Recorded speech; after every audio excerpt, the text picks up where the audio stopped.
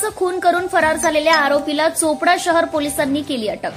पंचायत समितीच्या अल्फा बचत भवन परिसरात रात्री अनोळखी इसमाच्या डोक्यात दगड व काठीने मारहाण करून इसमाला जीवे ठार मारल्याची घटना घडली आहे। या घटनेनंतर आरोपी फरार झाला।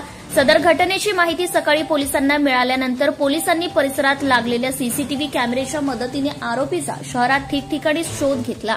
शहरातील कृषी उत्पन्न बाजार समितीच्या मागील बाजूस आरोपी आढळून आला। पोलिसांनी आरोपीला ताब्यात घेतल्यानंतर आरोपीने झालेल्या घटनेबद्दल कबुली दिली। आरोपीसोबत असणाऱ्या महिलेचं त्या अनोळखी इसमासोबत अनैतिक संबंध असल्याने मारहाण केल्याचं आरोपीचं म्हणणं आहे। या प्रकरणात आरोपीला ताब्यात घेण्यात आले असून या प्रकरणाचा पुढील तपास पोलीस करीत आहेत।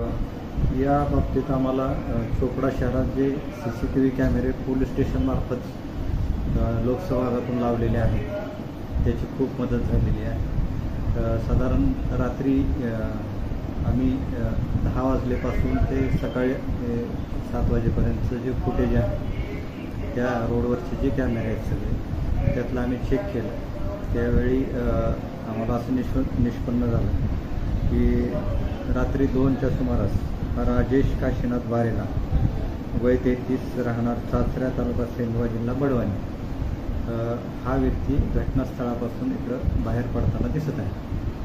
एवढ्या रात्री त्या ठिकाणी असायचं कारण काय आहे याच्याबद्दल त्याच्यावर संशय बळावला आणि त्याचा शोध सुरू केला।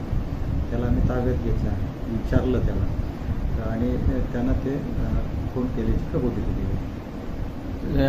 अजून कोणाकोणाला काही मारलं का? त्या तिथं जी महिला होती तिला देखील हा जो आरोपी आहे राजेश बारेला आणि ती जी महिला आहे तिचं नाव आहे जानू बारेला।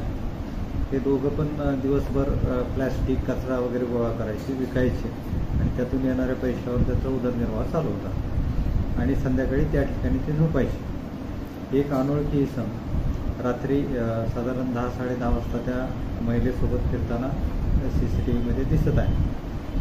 तर आरोपीचं असं म्हणणं आहे की ते जे दोघं आहेत महिला जानू बारेला आणि तो अनोळखी इसम हे अनैतिक संबंध करताना मला दिसले आणि त्याच्यामुळे मी त्याला मारहाण केली। दगड घेतला, डोक्यात मारला आणि काठीनं मारला। मैताचं काही ओळख पटली आहे साहेब? मैताची ओळख अजून पटलेली नाही, पण संशय आमचा असा आहे की याच परिसरातला तो असला पाहिजे, त्या दृष्टीनं आमचा तपास सुरू आहे। आता आरोपीला ताब्यात घेण्यात आलेला आहे? आरोपीला आम्ही ताब्यात घेतलेला आहे, त्याला विचारपूस सुरू आहे आणि गुन्हा दाखल करण्याची प्रक्रिया सुरू आहे।